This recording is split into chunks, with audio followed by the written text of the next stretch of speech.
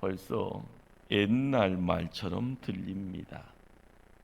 아메리카 드림이다라는 말. 기회의 땅, 기회의 나라, 마음껏 재능 펼칠 수 있는 나라. 그래서 많은 분들이요 미국으로 갔습니다. 돈 벌어서 부자가 되려고요. 요즘은 동남아나 중앙아시아의 사람들에게 이런 단어가 유행이라고 합니다. 코리아 드림. K-팝의 영향도 있겠지만 이전에 한국 사람처럼 그 지혜 잡고자 많은 젊은이들이 한국 땅으로 왔습니다. 그들은 보았고 그들은 들었고 그들은 결단하여 움직였습니다.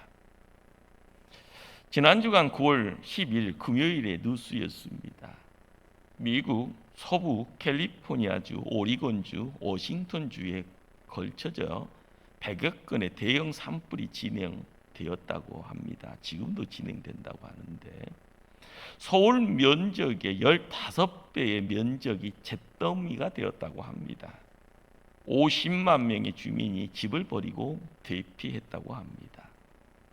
대낮인데도요 석양 같은 붉은 주황색이 하늘을 덮였기에 마치 지구 밖에 화성에 온 것 같다라는 그런 이야기도 합니다. 밤과 낮이 똑같다라고 이야기합니다.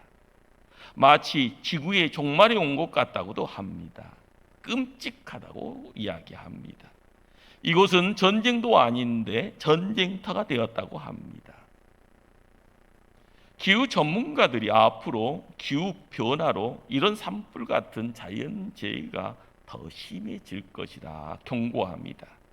그 땅 지금 재앙의 땅입니다.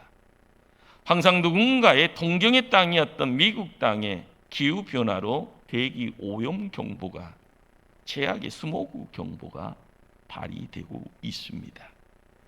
이전의 기회의 땅, 그렇지만 그들도 코로나 앞에서는 19만 명이라는 사망자를 만들어내고 있습니다. 미국 땅은 재앙에서 생명을 지켜줄 안전지대로 생각되었지만 지금 그곳은 탄약고입니다. 항상 예수님 주변에는 사람들이 몰려 있습니다. 그들은 뭔가를 얻고자 하는 마음입니다. 그 사람들에게 예수님 무엇을 보려고 광야에 나갔더냐라고 묻습니다. 당시 많은 사람들이 광야에 몰려 나갑니다. 광야는 사람들이 모여 있는 도시에 반대되는 단어입니다. 사람들이 찾는 모든 것이 어디에 모여 있습니까? 도시입니다.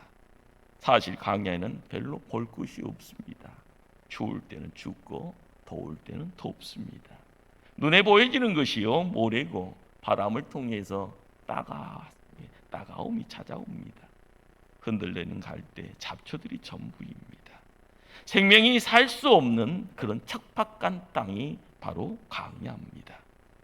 그런 그들에게 예수님, 너희는 무엇을 보려고 광야에 나갔더냐라고 묻습니다.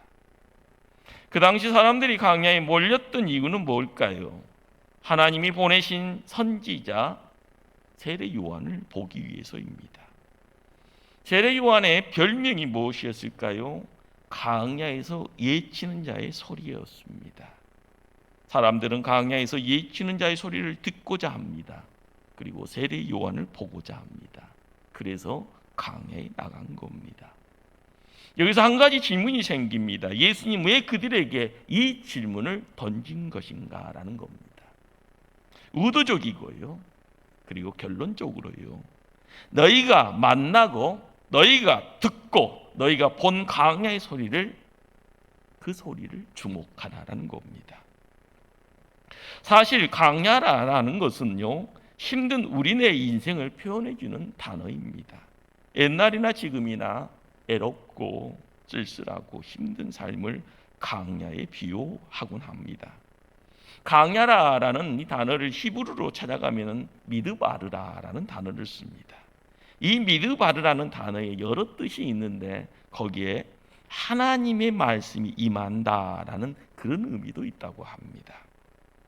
이 미드바르라는 단어의 언어가 되어지고 기초가 되어지는 단어는 다바르라라는 단어인데, 이 다바르라는 단어가 뭘 의미하는가? 하나님 말씀이다라는 겁니다. 그리고 유사한 단어 디바르라라는 이 단어는 무슨 말인가 하면은요, 지성소라라는 단어입니다. 단어의 어원을 찾아갔습니다. 그러면서 발견되는 놀라운 사실 중에 하나는 바로 강야라는 단어에 그들의 조상 때부터 하나님의 임재 경험치가 녹아져 있다라는 겁니다. 왜 강야가 축복이 됩니까? 사람들은요, 무슨 농담을 그렇게 하십니까? 이야기할 겁니다. 이성적인 경험치를 갖고 있는 이들에게 강야는 축복이 될 수가 없습니다. 사람들이 찾는 모든 것이 있는 장소는 도시이지 강야가 아니기 때문에요. 혹시 강야에 숨겨진 강맥이 있습니까? 라는 질문이 되돌아올 수 있을 겁니다. 아닙니다. 그 강야는 하나님을 만날 수 있는 장소입니다. 강야가 왜 내 삶의 아름다움인지 가치 있는 현장이 됩니까? 강야에서는 하나님만을 예배할 수 있습니다. 다른 세상 소리가 아닌 하나님 소리만을 들을 수 있는 그런 거룩한 장소가 되기 때문에 그렇습니다. 구약의 출애굽 백성들에게 바로 강야의 생활은 힘들었고 어려웠고 문제가 많았던 장소입니다. 그러나 그 강야 가운데 하나님이 함께함의 경험이 있었습니다. 하나님은 불기둥 구름기둥으로 그들을 인도하였습니다. 보호하였습니다. 그리고 복 주셨습니다. 매일 만나 허락하셨습니다. 만나와 메추라기를 허락하는 가운데 40년을 의복과 신발을 헤어지 않게 하시더라 이야기합니다. 배고픔의 내용 해결하시니 생수까지 허락하십니다. 우리에게도 강야의 시간이 필요합니다. 아니, 지금 우리가 강야 위에 놓여져 있습니다. 작년 12월 중국 우한에서 시작된 미풍이 지금 도시의 화려함에 취해 살던 성도들을 나도 모르게 강야의 모래바람 앞에 세워놓았습니다. 진퇴양난의 위기 상황입니다. 지금껏 우리는 재산이나 사회적 성공, 지위에 주목했던 세상에서 이것이 성공이라고 생각하였기에 누군가가 등을 떠밀 때 그냥 덩달아 걸었습니다. 금과 은이, 좋은 옷이, 화려한 물건이 내 것으로 소유됨에 삶의 목적을 두었던 이전의 모습입니다. 이전에 소유했던 것들, 그리고 지금 소유하려고 하는 모든 것들의 부산물이 지금 우리에게는 재앙이 되어 나타났습니다. 이것이 기후변화의 재앙입니다. 큰 태풍이 그렇습니다. 허리케인이 그렇고요, 쓰나미가 그렇고요, 큰 산불이 그렇고요. 지금은 코로나19의 모습이 되어 우리를 힘들게 합니다. 우리의 생명을 빼앗아 가려고요, 가까이 오려고 합니다. 지금 여러분은 무엇을 보고 있습니까? 예수님의 질문인 너희가 무엇을 보려고 강야에 나갔더냐? 이 질문은 매우 중요합니다. 사람은 무엇을 보느냐에 따라서 인생이 결정됩니다. 보는 것을요, 달리 말하면 영어로 비전이다라는 말이죠. 이 땅을 보면서 이 땅의 것만에 집착하고 사모하는 인생은 이 땅에서의 인생만을 사는 것입니다. 그러나 하나님이 보여주시는 비전을 보는 인생은요, 전혀 다른 삶을 살 수 있습니다. 남들은요, 손가락질 하죠. 너 혼자만 가냐? 너 혼자만 잘났느냐? 그렇지만 애롭습니다. 그렇지만 고독의 내용이 찾아집니다. 그렇지만 천사가 함께함을 경험할 때 새로운 세상입니다. 하늘의 문이 열려져 하늘의 것을 볼 수 있게 되어지면은요, 경의가 있습니다. 내 안에 능력이 있음을 또 다른 경험치로 갖게 되어집니다. 강야에서 하나님을 만나야 합니다. 어려움과 문제가 있다면 강야 가운데서 주님을 만나야 합니다. 주님을 만나는 자리는 바로 골방이고 예배의 자리이고 기도의 자리입니다. 이 시대의 강야는 우리의 삶 속에 고난의 내용으로, 환난의 내용으로 내가 어찌할 수 없다라고요, 눈물 흘리는 자리가 되어집니다. 그러나 가정에서든지 교회에서든지 직장에서든지 길거리를 지나갈 때든지 차 안에서든지 어디서나 주님 말씀 들어야 합니다. 그 주님 앞에 나를 온전히 세워야 됩니다. 우리가 주님을 만나는 자리가 축복의 현장이기에 그 축복의 현장이 삶의 모습 속에는 고난입니다. 환난입니다. 바로 그것이 광야입니다. 그러나 광야의 너머에 하나님이요 함께 하심을 우리는 경험해야 합니다. 어둠이 끝나고 빛이 임하는 그때였기에 세례 요한이 함께 합니다. 하나님의 말씀이 강하게 임합니다. 광야에서 예치는 자의 소리를 듣기 위해 많은 사람들이 몰려왔습니다. 메시지가 없는 소리는 단지 소음일 뿐입니다. 이 시대의 무수한 소리, 그 소리는요 우리에게 끊임없이 유혹합니다. 끊임없이 미혹합니다. 그러나 메시지가 없으면 단지 소음일 뿐입니다. 광야에서 외치는 자의 소리, 바로 세례 요한의 소리에는 하나님의 메시지가 담겨져 있습니다. 그러므로 예수님은 세례 요한이 외쳤던 메시지를 붙잡아야 된다라고 말씀합니다. 이 말씀은 과거에 세례 요한에게 나온 무리들이나 당시 예수님을 따르는 제자들에게만 해당되는 내용 아닙니다. 지금도 살아 역사하시는 성령님이 이 말씀 읽는 우리에게도 동일하게 말씀합니다. 세례 요한이 외쳤던 메시지를 들어라. 그 말씀을 붙잡고 회복의 자리로 나오라고 말씀합니다. 그렇다면 세례 요한이 무슨 메시지를 전했습니까? 한마디로 요약을 하면은요, 예수 그리스도입니다. 좀 더 구체적으로 예수 그리스도에 관하여서 이야기한 겁니다. 첫째로 그 메시지는요, 예수 그리스도를 믿어야 한다는 것입니다. 요한복음 1장은 우리에게 이야기합니다. 참빛이 세상에 왔다고 말입니다. 어두운 가운데 참빛으로 참 생명을 주기 위해 예수님 오셨습니다. 그러나 세상은 예수님을 환영하지 않았습니다. 세례 요한은 예수님을 가르쳐 이런 말씀을 합니다. 너희 가운데 너희가 알지 못하는 한 사람이 섰으니 곧 내 뒤에 오시는 그이라. 나는 그의 신발끈을 풀기도 감당하지 못하겠노라. 보라, 세상계를 지고 가는 하나님의 어린 양이로다. 그는 흥하여야 하겠고 나는 쇠하여야 하리라 말씀합니다. 내 뒤에 오시는 예수님 누구인지를 세례 요한은 알고 있습니다. 그리고 그 예수 그리스도를 믿으라 합니다. 이 세상이 지금 광야로 바뀌었습니까? 내가 가야 될 길이 그냥 보이지 않고 미궁에 갇혀져 있는 느낌입니까? 이제는 내가 소유했던 것들이 지금 내 손에 쥐어져 있지만 내 눈앞에서요 사라지고 있습니까? 마치 사막의 신기루처럼이요. 빨리 되쳐야 합니다. 이 시대의 광야에서의 진정한 축복 앞에서 예수 그리스도를 믿음으로써만이 우리는 회복의 자리, 진정한 반석의 세움 받을 때 든든히 세워지는 역사, 예수님의 놀라운 간섭을 통하여서 우리는 새 사람이 되어야 됩니다. 예배의 축복은 예수님만을 붙잡고 예수님만을 의지하고 예수님만을 바라보며 나아갈 때 하늘의 것이 임합니다.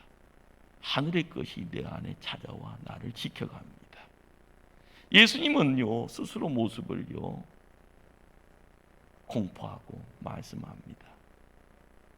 길이요 진리요 생명이다. 예수님은 어둠과 저주와 심판과 사망 권세를 깨뜨리고 부활하셨습니다. 예수님은 우리에게 생명을 주시고자 오셨던 유일한 분이십니다. 우리에게는 구세주가 되신다 말합니다. 예수님이 아니고는 아버지께로 나아올 사람 없다고 합니다. 예수님은 무덤 가운데 머물러 계시지 않고 지금도 살아 역사하십니다. 예수님은 하나님의 아들로서 십자가의 보혈의 능력으로 우리의 죄를 사해 주셨습니다. 문제 있습니까? 내 힘으로 감당치 못합니까? 내가 얻고자 하는 것이 갑작스럽게 우연 안개 속에 갇혀져 갑니까? 우리가 알아가야 될 것. 예수님과 함께라면요, 우리는 하나님의 자녀임을 깨닫기에 하나님 백성 되어져 하나님 나라 들어갈 수 있습니다. 할렐루야. 예수님은 자기의 생명조차 아끼지 않고 모든 걸 희생합니다. 성도인 우리는 예수님이 생명인 것을 믿습니다. 예수님이 살아계신 하나님의 아들이심을 믿습니다. 우리의 구원자 되심을 믿습니다. 그 예수님 품에 안겨 있는 시간이 바로 이 예배의 시간입니다. 하늘의 것을 받아가는 자리. 부족하지만요, 문제 많은 인생이지만 흠잡혀져 있지만 내 것 드려지는 자리에 하나님 시간 받으시고 정성 받으시고 나의 기도 받아주소서. 하나님 하늘의 것으로 새롭게 채워주소서. 오늘도 우리는 코로나19 때문에 죽음의 공포가 눈에 보여집니다. 귀에 들려집니다. 그래서 벌벌 떠옵니다.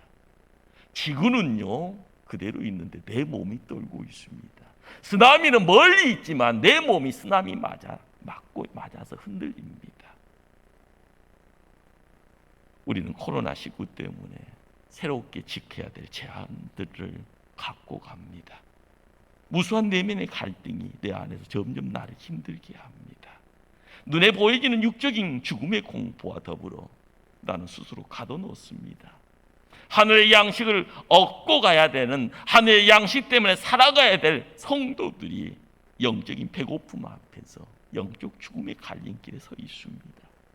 지금 우리는 살아계신 하나님의 아들, 구원자 예수 그리스도를 믿으라는 세례 요한의 큰 메시지를 다시 붙잡아야 됩니다.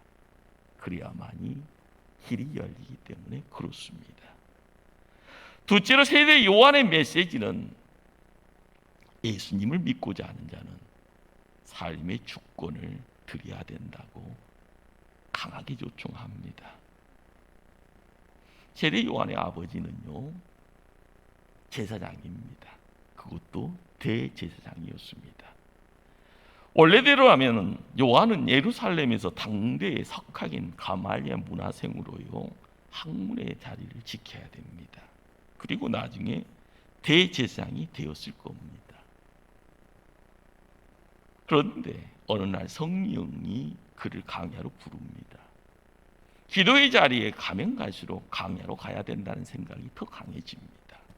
친구들은 다 신학교 갑니다. 다 학위 따서요 큰 힘을 되어지는 노정 위에 걸음걸음을 재촉합니다. 그러나 나는 예루살렘 떠나 강야로 간다면 아무도 나를 알아주지 않을 텐데 고민의 시작입니다. 결국 요한은 마음속에서 빗발치는 온갖 의문을 물리치고 성령님의 인도하심을 따르기로 합니다. 그래서 강야에 거하는 자가 됩니다. 유대인들은 제사장과 레위인들을요 요한에게 보내서 내가 누구냐 묻습니다. 요한은요 나는 그리스도가 아니라 답합니다. 세례 요한은 당대의 능력 있는 유명 인사입니다. 많은 사람들이 요단강으로 몰려오는 이유가 뭘까요? 유명 인사가 왜 유명 인사일까요? 세례 요한에게는 하나님이 함께하였고 하나님의 영이 충만하였고요 병든 자를 일으키는 역사까지 이루어지는 놀라운 이적을 일으키는 자였기에 누구나 궁금증이 있습니다. 당신이 메시아요, 당신이 그리스도예요. 세례 요한은 아니다. 나는 그리스도가 아니다. 그런 예수 그리스도만을 증거하는 예비된 하나님의 종이었습니다. 예수님을 믿는 성도에게는 생명을 바로 예수 그리스도만을 유일한 생명의 구원자로 믿는 겁니다. 세상에요 돈줄 붙잡고 있고요 통장의 잔고에 수억 수천억이 있다고 해서요 우쭐거리는 인생 당대입니다. 그러나 생명에 대한 이야기를 이야기할 때마다요 당대에 끝나는 것이 아니라 저 너머의 영혼을 이야기할 수 있는 시간대가 있다는 것을 놓치면 안 됩니다. 눈에 보여지는 것의 화려함 속에요 우리의 모든 것을 맞추는 것은요 우매자입니다. 잠깐 사그라지는 거기에 모든 것이 있다 착각하면은요 내가 지혜자가 아니라 나는 멍청이가 되는 겁니다. 세상을 믿으며 예수님도 또 믿을 수 있다. 양다리 인생 안 됩니다. 예수님보다 더 사랑하는 모든 것, 예수님보다 더 주인된 모든 것 갖고 가는 것이 아니라 내놓아야 합니다. 마태복음 3장 2절에서요, 세례 요한은요, 예수님께 모든 주권을 내어드린다라는 그런 메시지를 한 단어로 이야기합니다. 회개하라, 천국이 가까이 왔느니라.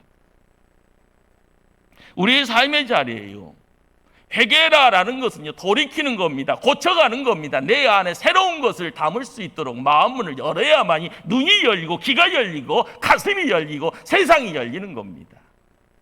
회개하라, 천국이 가까이 왔느니라. 내가 이 땅에 땀 흘리고요, 이 땅에 지혜라는 것을 모아가면서 이루는 허황됨의 성이 무너지는 그 자리에 하나님이 임할 수 있도록, 하나님 나라가 임할 수 있도록요, 나를 드릴 수 있을 때 나의 주권이 내가 아닌 하나님이 되어지는 겁니다. 당시 사람들의 마음은요, 400년의 영적 오둠의 터널의 끝자락에 있었습니다. 구약의 끝자락, 신약의 시작점입니다. 400년의 시간이요, 하나님의 말씀이 전해지지 않고 하나님의 선지자들이 활동하지 않았던 시대입니다. 400년 동안 허송성을 보냈던 반작용으로 하나님을 만나기 원하는 갈급함이 있었습니다. 그들은 하나님이 주시는 생명의 빛에 강한 끌림을 받고 움직였습니다. 영적 갈증을 가지고 강야로 몰려나간 겁니다. 우리도 지금 극단적인 상황에 놓여 있습니다. 죽느냐 아니면 사느냐 갈림길입니다. 분별하고 깨달아야 합니다. 지금 우리의 마음속에도 회개하라, 천국이 가까이 왔느니라 라는 고백이 필요합니다. 회개해야 보입니다. 내 힘으로 감당할 수 없는 것, 세상의 짐, 덕지 짊어지고 가는 인생 돼서는 안 됩니다. 회개할 때 보이고, 회개할 때 새로움이 찾아옵니다. 예수님만이 나의 왕입니다. 예수님만이 나의 주인입니다. 세상의 모든 것들을요, 하나씩요, 층층이 쌓아나갈 때마다 내가 주인인 것처럼 보였고, 그 나라, 그 성이 내가 성주가 되어져 있는 것처럼 보였지만 바람 부니 허물어집니다. 지진하니 무너져 버립니다. 쓰나미가 찾아오니 빈성이 되어버립니다. 중요한 것은 예수님이 나의 왕이 되어주시고 예수님이 나의 주인이 되어지는 그런 고백과 함께 하나님의 임재가 임하는 자리, 바로 그것이 우리가 드린 예배의 자리인 줄 믿습니다. 하나님이 나의 생명이다라는 고백, 나는 생명이 아니다라는 고백이 됩니다. 예수님은 나의 능력이다라는 이 외침은 예수님 없으면 세상 나는 살 수 없습니다라는 말입니다. 예수님만이 나의 소망이다라는 고백은 예수님 없이는 나는 정말 세상 소망 없습니다라는 그런 고백입니다. 예수님이 내 인생의 주인입니다라는 고백은 나는 내 인생의 주인이 될 수 없습니다라는 그런 어떤 고백이 됩니다. 이 고백을 하나님께 드리는 자가 바로 성도입니다. 성도가 죄인됨을 철저히 깨닫고 예수 그리스도 외에는 구원자 없음을 고백할 때 창길이 되어주시고 생명이 되어주시고 진리가 되어주시는 그분이 빛으로 우리와 함께 할 줄 압니다. 빛의 자녀 되어지는 성도들이 우리가 고난 가운데 있다 할지언정 새로움의 자리, 은혜의 자리로 우리 예수님 우리를 옮겨갈 줄 믿습니다. 예수님은 예배에 대해서 사도 바울의 입술을 통해서 말합니다. 로마서 12장 1절에요. 그러므로 형제들아, 내가 하나님의 모든 자비하심으로 너희를 권하노니 너희 몸을 하나님이 기뻐하시는 거룩한 산제물로 드리라. 이는 너희가 드릴 영적 예배니라. 우리는 하나님을 예배해야 합니다.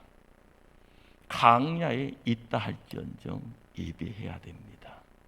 강야에서 하나님 만나고요, 오직 하나님밖에 없습니다라고 고백할 때 그것이 안전지대가 되어집니다.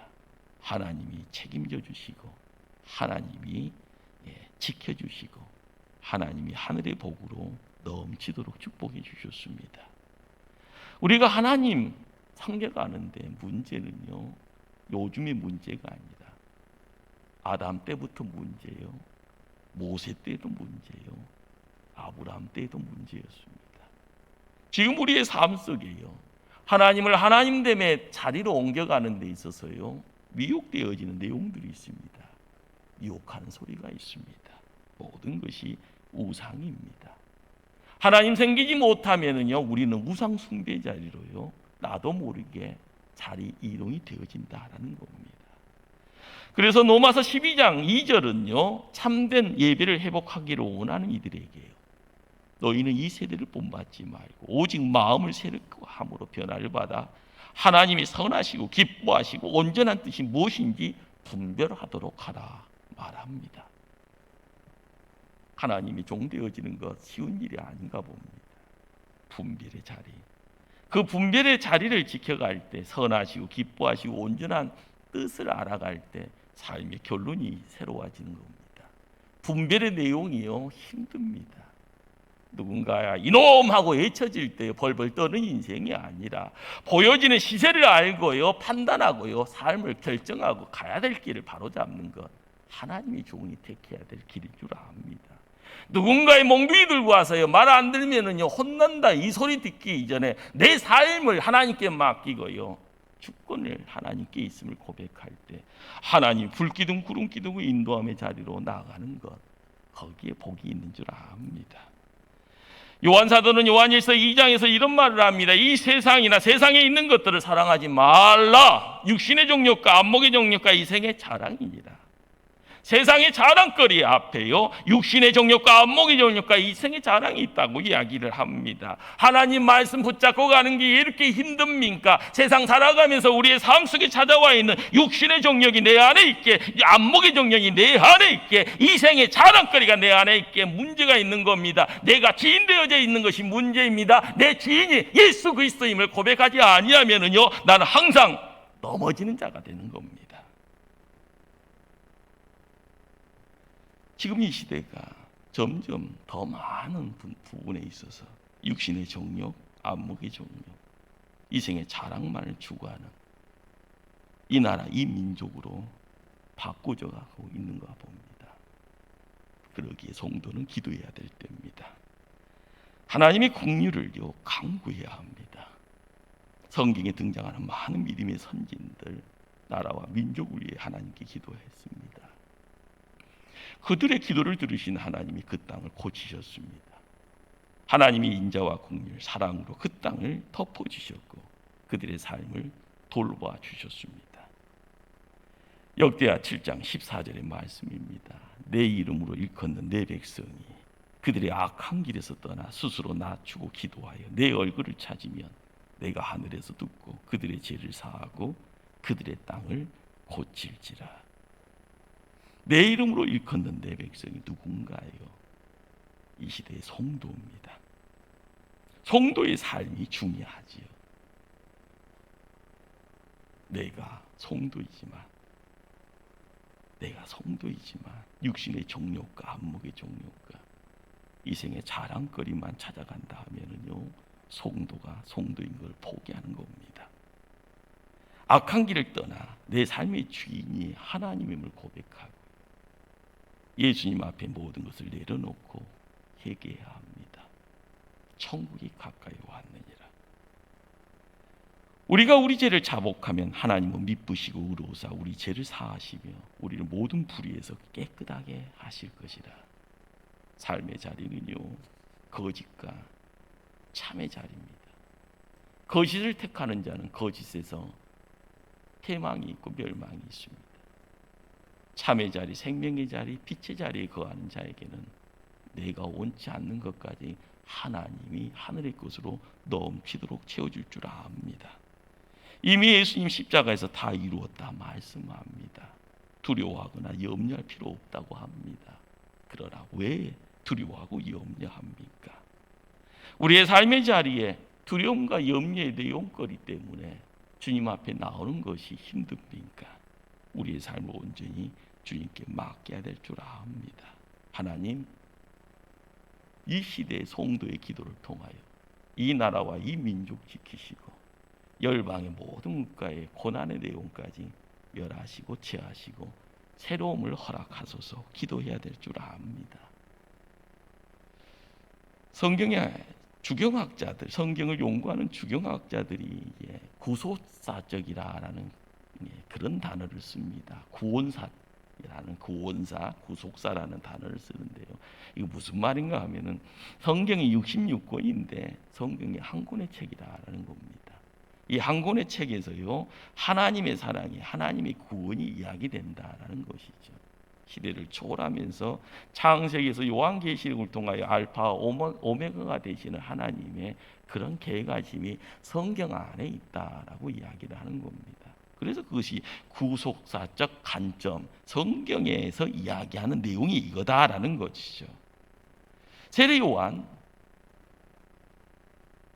우리의 삶을 빗대어 보면 위대한 삶을 살았던 인물입니다. 예수님 공생 이전에 활동했고요. 그러나 우리는 예수 그리스도가 죽으시고 부활하시고 승천하신 삶을요, 경험한 그 위대한 영적 유산을 가지고 있는 복된 자입니다. 세례 요한을 따라가면 하나님 나라 준비하지만 예수님 뒤를 따라가면 하나님 나라에 참여하는 그런 복을 받습니다.